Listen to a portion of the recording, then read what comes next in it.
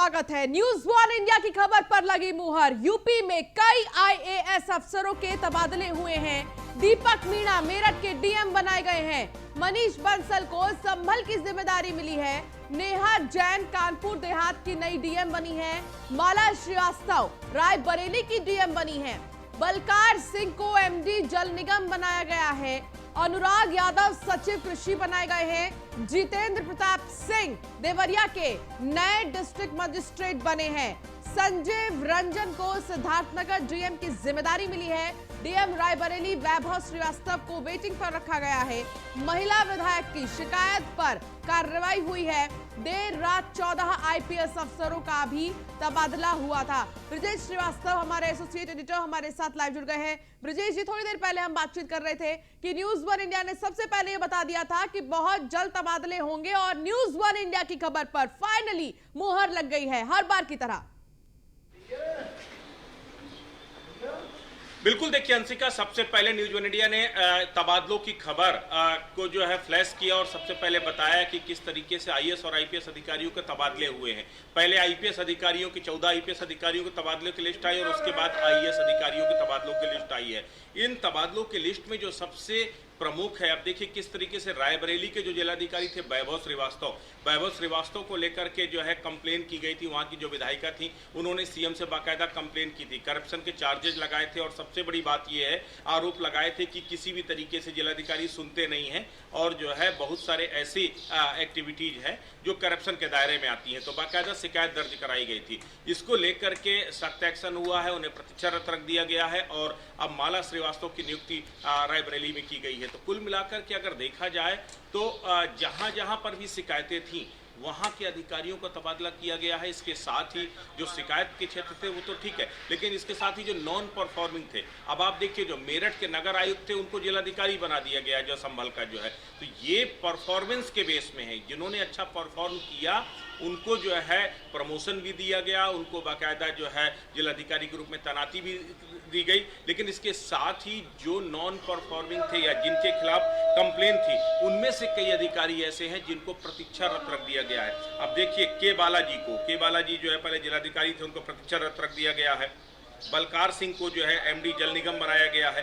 तो इस तरीके से जो कई अधिकारी हैं उनको जो है प्राइम पोस्टिंग से हटा, यानी जिलाधिकारी से हटा करके जो है दूसरी जगह पर तैनात किया गया है। कुछ को वेटिंग में डाल दिया गया है और कुछ ऐसे हैं जो साइड पोस्टिंग में पड़े थे जिनको प्राइम पोस्टिंग दी गई है। तो अधिकार हर चुनाव के बाद देखा जाता है कि जो मशीनरी है, प्रशासनिक मशीनरी है, ब्यूरोक्रेसी है, उसमें बड़े लेवल पर रद्दोबदल होता है। ये उसी कड़ी का एक हिस्सा है। लेकिन सबसे बड़ी बात यह है कि चूंकि सरकार रिपीट हुई है, ऐसे में कोई बहुत जरूरी नहीं है कि जो परफॉर्मेंस वाले अधिकारी उनको बदला ही जाए।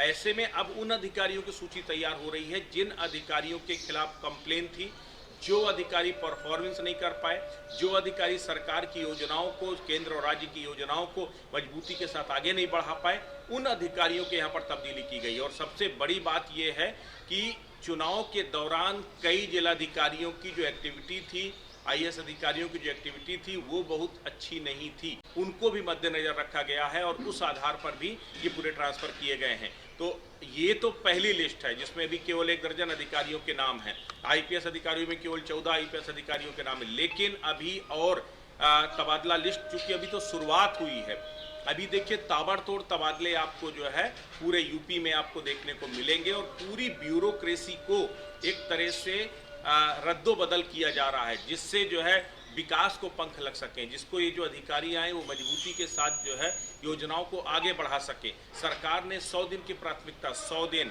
उसके बाद जो है 6 महीने, फिर 1 साल, फिर 2 साल और 5 साल, इस तरीके से कार्य योजना तैयार की है। वो कार्य योजनाएं तब तक सफल नहीं हो सकती जब तक ब्यूरोक्रेसी मजबूती के साथ उसको इम्प्लीमेंट न करे और इसके लिए चाहिए परफॉर्मिंग ऑफिसर्स की जरूरत है। तो इसीलिए अब जो प्रशासनिक मशीनरी की जो पेच कसे जा रहे हैं, कि जो तबादला एक्सप्रेस चली है, ये इसी तरह के अधिकारियों को मौका दिया जा रहा है। जो अधिकारी परफॉर्मेंस कर सकते हैं, एनर्जेटिक हैं और विजनरी हैं, उन अधिकारियों को यहाँ पर जिले में तैनाती दी गई है। और अभी कई लिस्ट लगभग फाइनल हो चुकी है, लेकिन एक एक करके जो है वो लिस्ट अभी बाहर आती जाएंगे। अभी देर शाम तक अभी आपको कई और लिस्ट देखने को मिलेंगी, कई और तबादलों की सूची सामने आ सकती है। ब्रजेश जी, जिन ऑफिसर्स को वेटिंग में रखा गया है उनके बारे में कब तक पता चलेगा?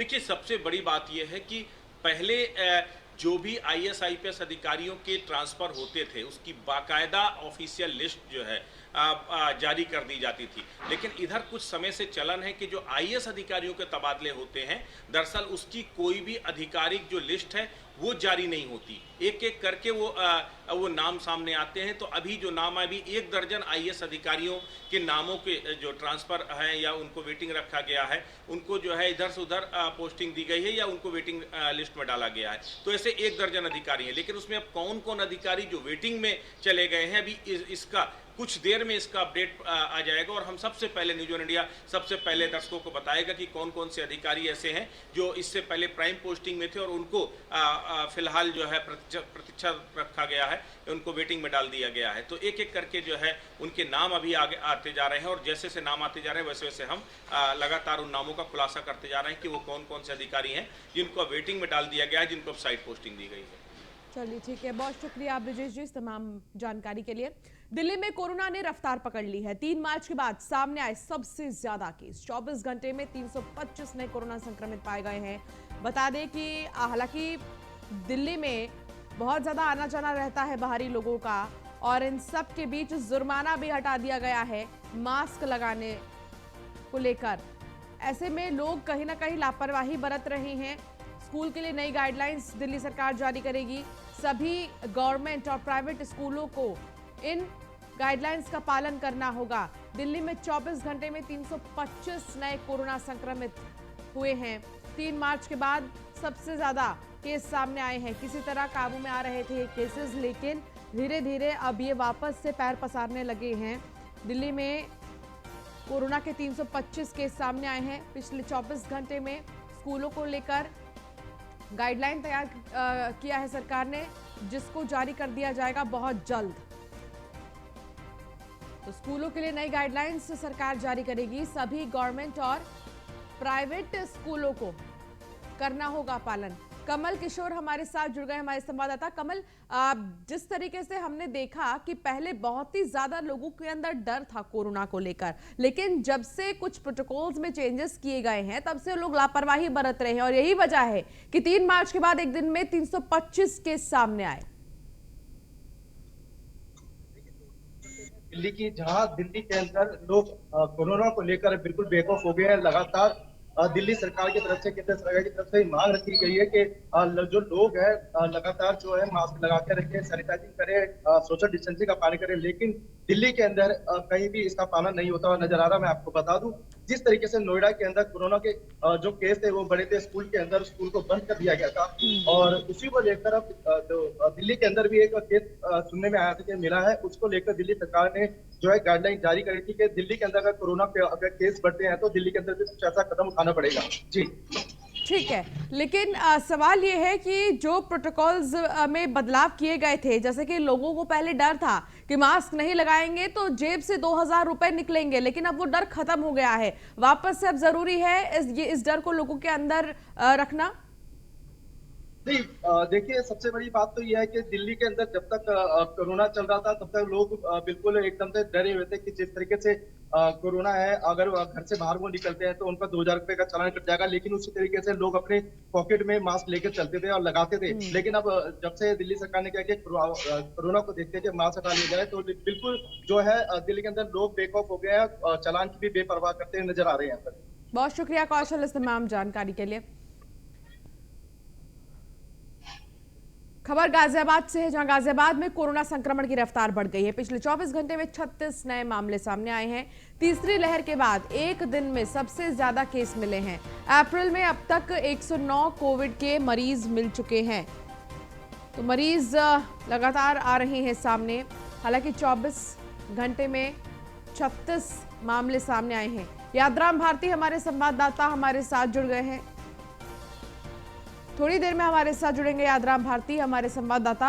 अप्रैल में 109 केसेस अब तक सामने आ चुके हैं।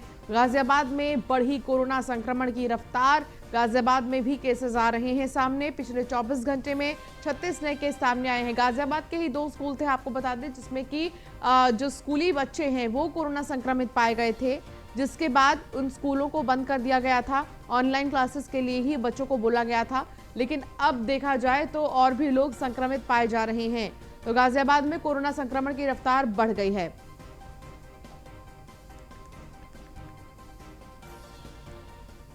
बिजनौर के निजामपुर पंचायत के प्राथमिक विद्यालय में डॉक्टर अंबेडकर की जयंती पर अजीबोगरीब तस्वीर नजर आई है। शिक्षक परशुराम ने बोर्ड पर डॉक्टर अंबेडकर का जन्मदिन 14 अप्रैल 1981 लिखा, साथ ही जयंती समारोह भी गलत लिखा हुआ है। आप तस्वीरों में साफ देख सकते हैं कि खुद अंदाजा लगा लीजिए कि ऐसे शिक्षक बच्चे के भविष्य का निर्माण कैसे करेंगे। रमाबाई अंबेडकर, बाबा साहब अंबेडकर, भीमराव अंबेडकर, सूबेदार रामजी सकपाल, सूबेदार रामजी सकपाल, भीमाबाई। संभल में दबंगों के हौसले बुलंद है। सिलाई मशीन लेने गए युवक की दुकानदार ने पीट कर आपको बता दें कि बुरा हाल कर दिया। मारपीट का जो वीडियो है सोशल मीडिया पर वायरल हो रहा है।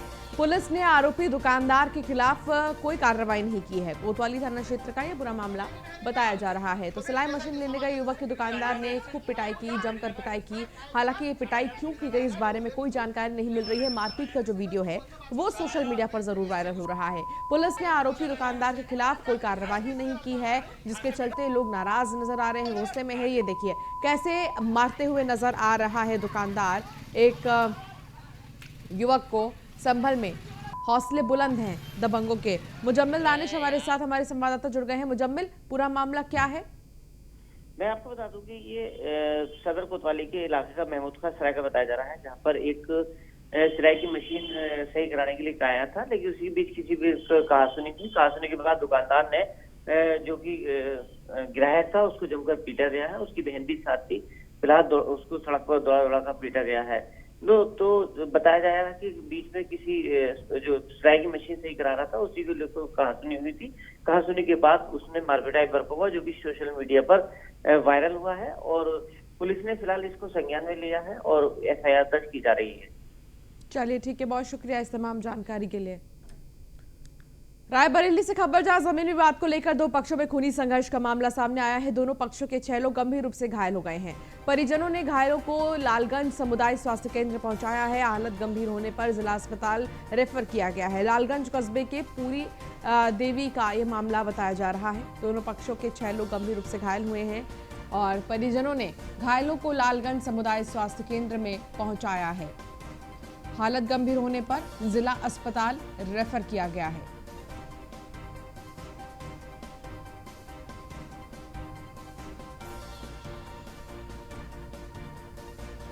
रायबरेली में जमीन विवाद को लेकर दो पक्षों में खूनी संघर्ष का मामला। असद खान हमारे संवाददाता हमारे साथ जुड़ गए हैं। असद, क्या जानकारी मिल रही है इस पूरे मामले को लेकर?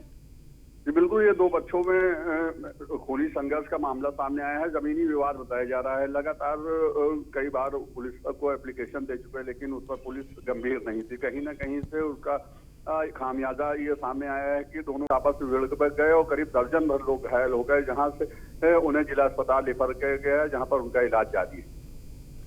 बहुत शुक्रिया असद इस तमाम जानकारी के लिए। मेरठ के पीवीएस मॉल में लगी आग। आनन फानन में मॉल को खाली कराया गया है। आग लगने से मॉल में भगदड़ मच गई है। दमकल की कई गाड़ियां मौके पर पहुंची। कई घंटों की मशक्कत के बाद आग पर काबू पाया है। जनरेटर में शॉर्ट सर्किट की वजह से ये आग लगी है।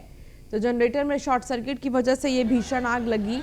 मेरठ के पीवीएस मॉल में ये आग लगी है। तस्वीरों में आप देख सकते हैं कि भगदड़ मच गई। यहाँ पर जितने भी लोग मौजूद थे वो इधर उधर भागने लगे। आग लगने से मॉल के आसपास के लोगों में भी डर है।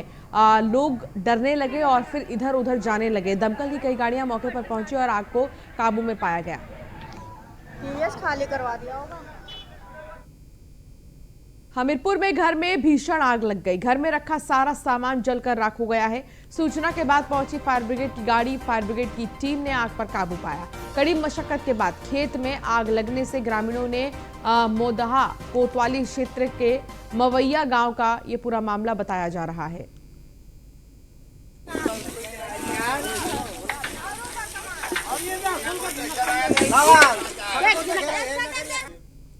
गाजियाबाद नगर निगम ने गार्बेज फैक्ट्री में काम करने वाले कर्मचारियों की टेंशन को खत्म कर दिया है। अब उनके बच्चे भी प्ले जैसे स्कूल में पढ़ेंगे। नगर निगम ने इसके लिए कैसी तैयारी की है, देखिए रिपोर्ट। गाजियाबाद में गार्बेज फैक्ट्री में काम करने वाले कर्मचारियों के बच्चों का भविष्य अब सुधरेगा। इसके लिए गाजियाबाद नगर निगम ने एक अनूठी पहल की शुरुआत की है। नगर निगम ने गार्बेज फैक्ट्री परिसर में 10 साल से कम उम्र के बच्चों के लिए एक सेंटर बनाया है, जो प्ले स्कूल की तरह है, जहां बच्चों को अलग अलग माहौल मिल सकेगा। गाजियाबाद नगर निगम द्वारा शहर में 2 जगह सिहानी और रेत मंडी में गार्बेज फैक्ट्रीज की व्यवस्था की गई है। एक ऐसी फैक्ट्री है जहां पे कूड़े की प्रोसेसिंग की जाती है। जो आपके शहर का कूड़ा है उसको प्रोसेस हम लोग एक क्लोज्ड कैंपस में करते हैं, हाइजेनिक रूप से करते हैं। और इसका पर्पज़ जो है प्रोसेसिंग के साथ साथ में मटेरियल रिकवरी और शॉर्टिंग ग्रेडिंग करना भी है। अब ऐसी फैक्ट्री में कुछ लोगों की भी हमें आवश्यकता पड़ती है, तो जो बाहर रैक पिकिंग अनऑर्गेनाइज सेक्टर में काम कर रहे थे, अनहाइजेनिक कंडीशन में काम कर रहे थे, उनको व्यवस्थित करके इन फैक्ट्रीज़ में एक रोज़गार सृजन किया जा रहा है। और जब ये लोग वहाँ पे काम करते हैं तो एक ज़रूरत महसूस हुई हमको कि साथ में इनके छोटे बच्चे भी आते हैं। तो छोटे बच्चों के लिए हम लोगों ने 2 चीज़ें स्टार्ट की। एक हम लोगों ने रैगी बाल गोपाल स्कूल और एक रैगी कैफेटेरिया। नगर निगम की शुरुआत रेत मंडी स्थित गार्बेज फैक्ट्री से की गई है। फैक्ट्री के बाल गोपाल सेंटर में केयर टेकर की तैनाती की गई है, जहां बच्चों के स्वास्थ्य का भी समय समय पर परीक्षण किया जाएगा। रैगी बाल गोपाल स्कूल में छोटे बच्चों को हम लोग एक ऐसा एनवायरनमेंट देते हैं जिसमें एक ऐसा कमरा हो जिसमें कुछ कार्टून्स हो, कुछ खिलौने रखे हों, इन बच्चों का भविष्य संवारा जा सके। कुल मिला के आइडिया ये है। साथ में हम लोग एनजीओज़ के हाथ में टाई अप भी कर रहे हैं कि उस समय पे कुछ एनजीओज़ वॉलंटियरली जो है इन बच्चों को पढ़ाई कर सके, ताकि इनको हम मेन स्ट्रीम एजुकेशन और मेन स्ट्रीम लाइफ में इनको एंटर करा सके। नगर निगम के इस प्रयास से गार्बेज सेग्रीगेटर में बेहद खुशी है और काम के दौरान वो बच्चों की चिंता से मुक्त हो गए हैं। वहीं नगर निगम की इस अनूठी पहल की चौतरफा प्रशंसा भी हो रही है। गाजियाबाद से संवाददाता यादराम भारती की रिपोर्ट।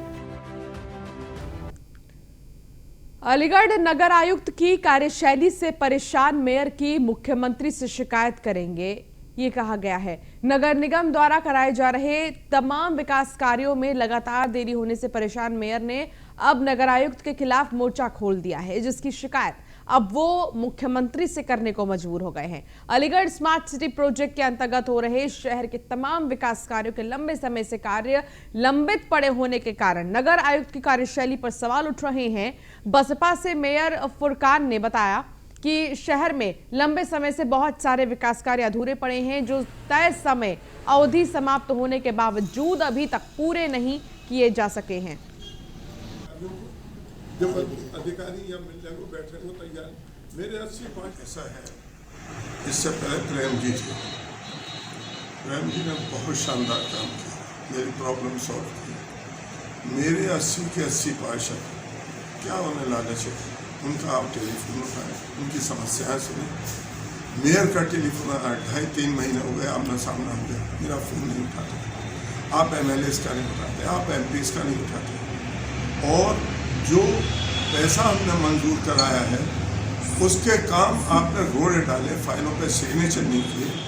आज आप सिग्नेचर कर रहे हो, लेकिन अगर आप 4 महीने पहले वो कर देते तो अब तक मेरा काम हो गया होता। मुजफ्फरनगर में सड़कों पर हथियारों का प्रदर्शन कर रहे युवक को पुलिस ने गिरफ्तार कर जेल भेज दिया है। बता दें कि हाथ में देसी तमंचा लेकर युवक की गुंडागर्दी का वीडियो वायरल हुआ था। युवक सड़क पर सरेआम तमंचा लहराता दिखा।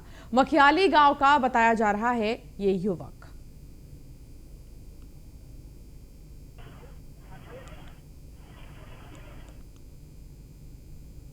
गाजियाबाद के थाना लोनी इलाके में एक युवक की हत्या के मामले में पुलिस ने आरोपी युवक काली चरण को गिरफ्तार किया है। आरोपी युवक ने बताया कि पैसे के लेन देन को लेकर पहले दोनों के बीच मारपीट हुई और फिर उसके बाद बेहोशी की हालत में युवक को पेड़ पर लटका दिया गया। फिलहाल पुलिस ने पूछताछ के बाद आरोपी को जेल भेज दिया है।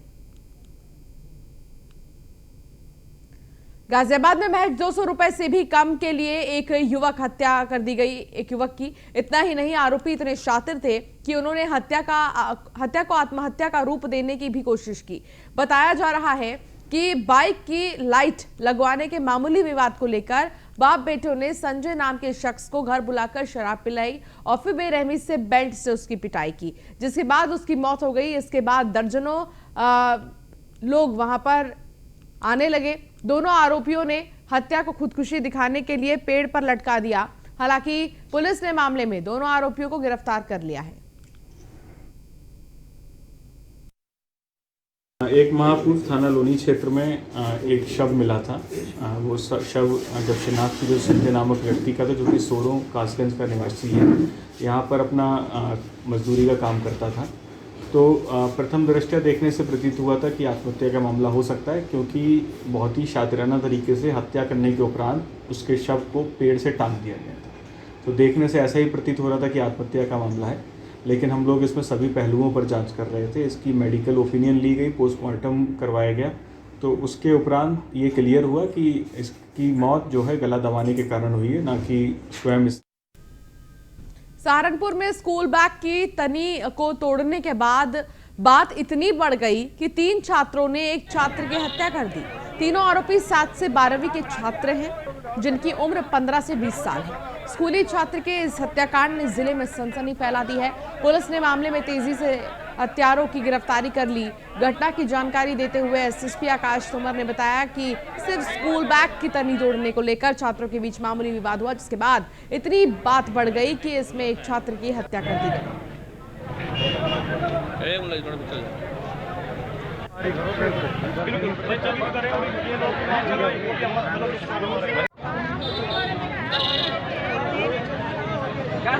पब्लिक स्कूल के एक छात्र वंशपुत्र जितेंद्र की गोली मार हत्या कर दी गई थी। इस संबंध में थाना रामपुर मरिहाना पर मुकदमा पर संख्या 122 धारा 302 आईपीसी पंजीकृत हुआ था। इस मुकदमे की विवेचना प्रभारी निरीक्षक रामपुर मरिहाना द्वारा संपादित की जा रही थी। आज दिनांक 14/4/2022 को प्रभारी निरीक्षक द्वारा विवेचना के दौरान इस घटना के संबंध में 3 अभियुक्तगण को गिरफ्तार किया गया।